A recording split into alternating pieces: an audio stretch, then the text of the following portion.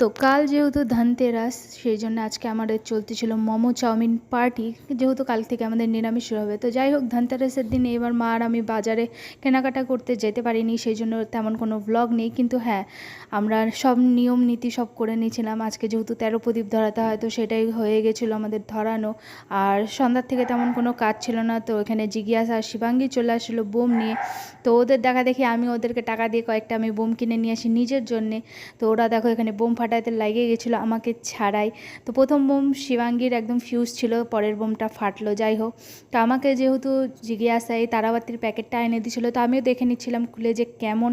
তো দেখো এতটাই ছোট করে দিয়েছে, কেন আমরা 10 টাকা দিয়ে যখন তারাবাতির প্যাকেট আনতাম কত বড়, আর এখন দেখো 10 টাকার এই কটা তারাবাতি তাও জ্বলে না। একটা গোটা প্রদীপ শেষ হয়ে যায় তাও তারাবাতি ধরার নাম করে না, আর ধরে তো অল্পটুকুই ধরে। তো যাই হোক, আজকের ধনতেরাস ছিল আর এইভাবে করে আমরা কাটিয়ে দিয়েছিলাম। ভাই সন্ধ্যাবেলা বাজার নিয়ে আসছিলো অলরেডি, আর এদিকে আমাদের লাইট লাগানোও বাকি ছিল। তো যাই হোক, কাল দেখা হবে কালকে। কালকে হচ্ছে ভূত চতুর্দশী, তো টাটা।